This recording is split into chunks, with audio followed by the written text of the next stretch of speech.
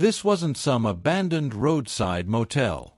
It was a functioning, fully booked establishment right in the heart of Ridgeview, Colorado, sitting just off Interstate 70, a stretch of highway that thousands of Americans drive every day. For 7 years, families, hikers, truckers, and tourists vanished at terrifying rates near this hotel. Authorities blamed weather, the mountains, voluntary disappearances, anything except what was right in front of them. It would take the disappearance of one off-duty police officer, a man who knew how to defend himself and knew how danger felt, to finally expose the truth. When the FBI searched the hotel grounds, they didn't just find evidence. They found a pit filled with human skeletons only a few yards behind the building.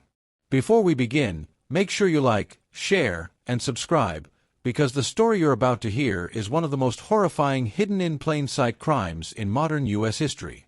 Tonight, we're going deep into the shadows behind a hotel that operated for years without suspicion, a place where travelers checked in but never checked out. Stay with me to the very end as we uncover how one hotel manager held an entire town hostage through fear, silence, and unthinkable violence. Ridgeview, Colorado wasn't known for crime. It was a peaceful mountain town where people hiked on weekends, kids biked freely, and nothing major ever seemed to happen. So when travelers began disappearing in 2009, locals chalked it up to wilderness misadventures or folks simply wanting to vanish. But by the end of 2010, more than 40 people had disappeared. By 2012, the number crossed 100. Federal agencies noticed, of course. How could they not? But the disappearances seemed scattered. Some victims were last seen at gas stations, some at diners, and many on the highway. They had only one common point.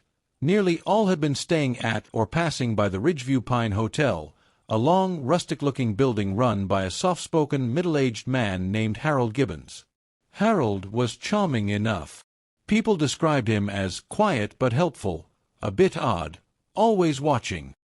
No one suspected him. Why would they? He had owned the hotel for 15 years with no issues. Yet the vanishings clustered around his property year after year. Locals whispered that the land was cursed. Some thought a mountain predator was dragging victims away. But no one considered the man handing them their room keys. No one imagined he was guiding them straight into hell. By 2014, pressure mounted. The FBI organized a task force to reanalyze every disappearance in Ridgeview. Agent Melissa Carver noticed something others had overlooked: surveillance footage gaps. In nearly every missing person case linked to the hotel, the cameras in the hallways, lobby, or parking lot malfunctioned the night of the disappearance. The explanation always came from Harold himself. He blamed mountain storms, power flickers, old wiring. Investigators had no proof he was involved, but suspicions grew. When FBI agents searched the property in 2015, they found nothing. Not a trace. Rooms were spotless. The grounds were undisturbed. Harold served them coffee as if nothing were wrong. The case stalled. Families begged for answers. But without evidence, Harold remained free. Behind the facade, he kept a small basement locked with a steel door. No guests ever saw it. And just beyond the tree line, hidden by brush and rocks, he tended to something far more sinister. A pit he dug over years, a pit he filled with bones. Hundreds of bones. Everything changed on September 3, 2016. Officer Daniel Reed, 34, a well-respected member of the Ridgeview Police Department, finished a grueling double shift and decided he was too tired to drive home. His house was 40 miles away in Denver, and exhaustion had already caused several accidents on the interstate that month. He made a simple choice: stay at the Ridgeview Pine Hotel for one night. Daniel didn't know he was walking into the center of every mystery he'd been helping investigate for years. He didn't know the man behind the counter had already been watching him through a hidden peephole leading from Harold's private office to the lobby. Daniel checked into room 12. A standard unit. Queen bed. Desk. Old TV. Nothing unusual. But Harold had been waiting a long time for a target like him, someone who could expose everything. And that same night, Harold acted. Guests heard nothing. Cameras went out. Again. By morning, Daniel's patrol car sat untouched in the parking lot. Keys missing, driver absent. The town panicked. A police officer, someone trained to defend himself, had vanished under Harold's roof. This time, no one blamed nature. The moment Officer Reed failed to report for duty, an emergency alert went out. His phone pinged once, from the hotel's location. Then it went dark.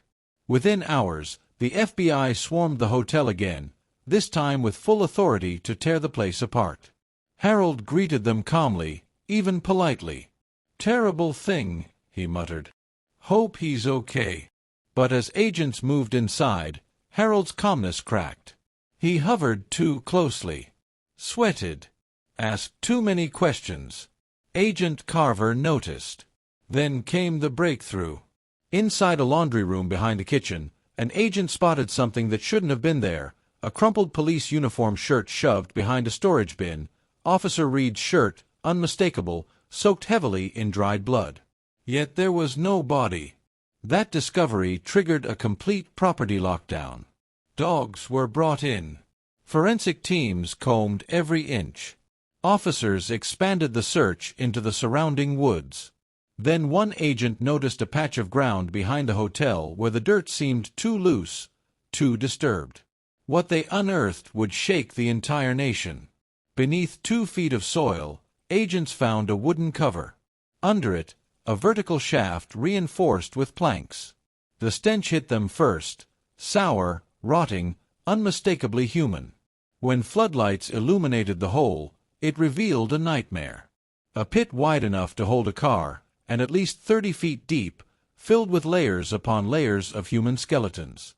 Skulls, femurs, ribs, clothing scraps, personal items buried in rot. Hundreds of remains. Some skeletons were decades old.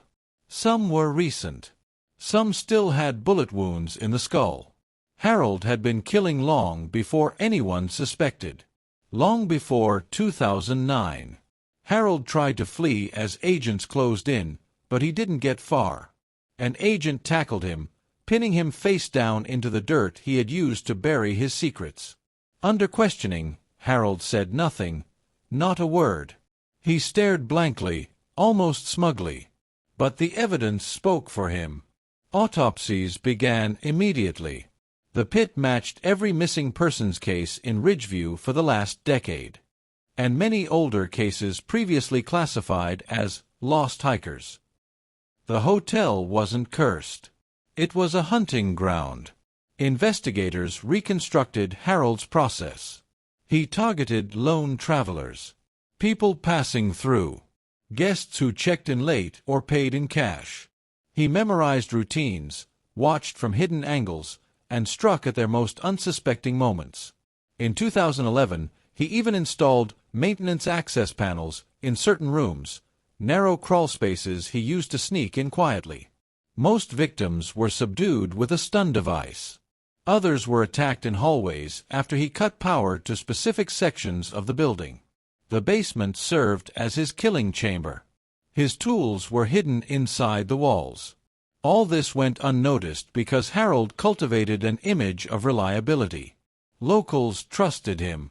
Guests thought he was shy, maybe a bit awkward, but harmless. And every time someone vanished, Harold volunteered information, expressed concern, even helped with searches. That was part of his game, staying close to the investigation. But killing a police officer? That crossed a line even Harold couldn't recover from. When agents found Daniel Reed's blood-soaked uniform, the truth became undeniable. Though Daniel's body was never recovered intact, remains matching his height and clothing were identified in the pit. Harold had added him to the pile. The trial was one of the most publicized in Colorado history. With over 180 confirmed victims and potentially dozens more, Harold Gibbons became one of the most prolific serial murderers in American criminal records. Prosecutors laid out every detail. the malfunctioning cameras, the isolated room assignments, the hidden basement, the decades-old remains, Officer Reed's uniform, the hotel's financial anomalies, the shallow attempts to hide soil disturbances, Harold's eerie silence through every interrogation. Families packed the courtroom. Some had been waiting over 10 years to learn what happened to their loved ones. Harold never spoke. Not once. He refused to explain his motives. Some believed it was power. Some believed he enjoyed the deception. Others thought he considered himself above consequences.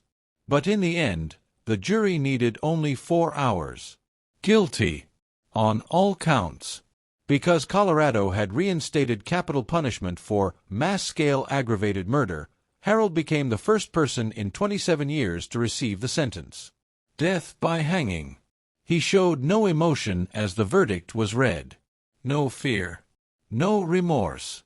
The town of Ridgeview, however, finally exhaled. The hotel closed permanently. The grounds were seized. The land was later converted into a memorial site honoring every life Harold stole. But the darkness he created would leave a permanent scar on the community, a reminder that the greatest dangers sometimes look like the safest places. Thank you for staying with me through this chilling journey into one of America's most disturbing hidden crime scenes. The story of the Ridgeview Pine Hotel is a terrifying reminder that evil doesn't always hide in the shadows. Sometimes it stands behind a front desk, smiling politely, handing you a room key. What happened to Officer Daniel Reed exposed a monster who operated undetected for years, right in the middle of a peaceful Colorado town. His bravery, even in tragedy, ended a cycle that claimed hundreds of innocent lives. The discovery of that massive pit of bones forever changed how small communities view safe spaces, and proved that vigilance is sometimes the only thing standing between life and death. If stories like this make you think twice about the places we trust, then make sure you like, share, and subscribe to the channel. Your support helps bring more real stories, more investigations, and more awareness to the dangers hidden in plain sight. And remember, the world is full of mysteries. Some are waiting to be solved. Some are waiting to be uncovered. And some are waiting to be told. Stay alert. Stay safe. And I'll see you in the next story.